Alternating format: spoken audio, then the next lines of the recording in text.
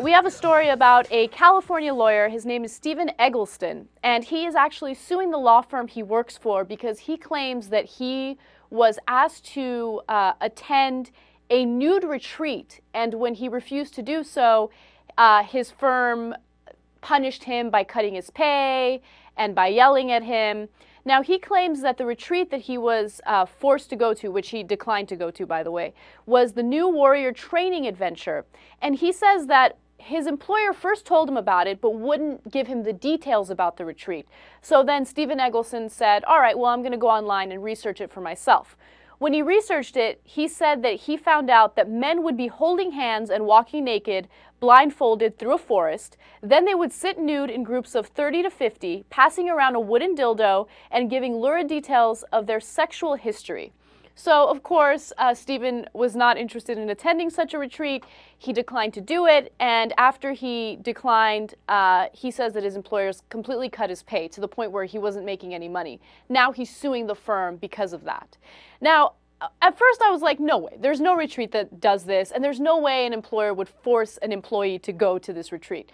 But I did do a little research on it. In fact, one of the talk show hosts at KFI here in Los Angeles interviewed one of the organization's spokespeople, and he says, yes, we do sit around naked, we do pass a dildo around, but it's all about male empowerment. It doesn't have any, it's not supposed to be a negative experience. It's supposed to be men being candid with one another and really empowering one another without societal expectations.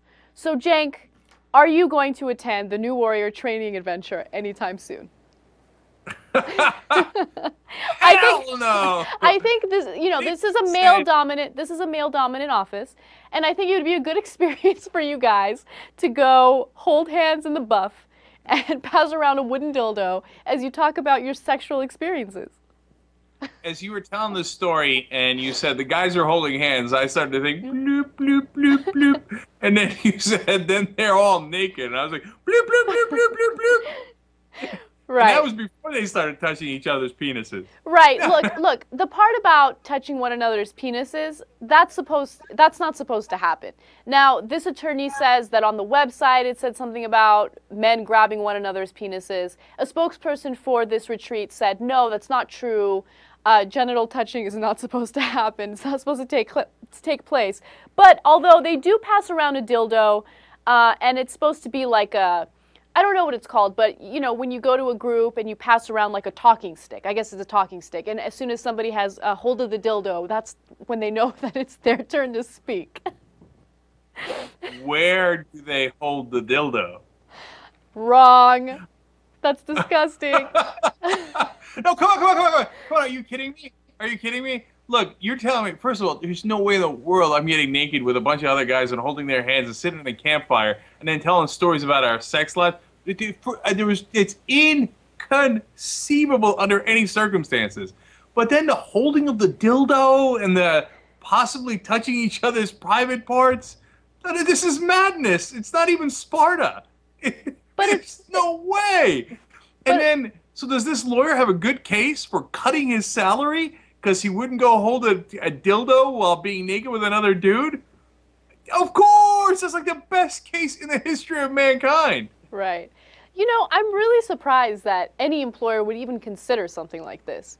Because I think there are laws against this. Couldn't this be deemed sexual harassment in a way? Like asking your employer to attend a nude retreat? That's super uncomfortable. I don't know what I would do if that were to happen to me. Like, that's just too weird. You're not supposed to do that as an employer.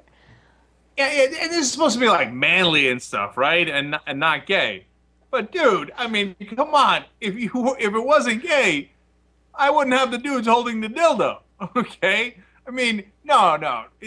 I wouldn't do any of that stuff if it wasn't gay. Now, this is obviously a way for some repressed guys who don't want to come out to, go and have some fun in the woods. And I bet that guy was getting pressured because his boss at work wanted to see what he looked like, in the woods. And so I think he has the best case in the world for sexual harassment. No question. Right. I mean, why was his boss so motivated to get him naked in the woods? Very well may be homosexual. Come on, dude. All right. Sounds a reason. I have one final quote that might change your mind a little bit, and this is from the spokesperson of Mankind Project, which is a partner with the retreat. The quote is, "You will see men mentor other men, support each other, play together in a form that's safe, and then during your training, you will stand shoulder to shoulder with an immensely rich mix of masculinity with occupations and ages as wide as masculinity itself."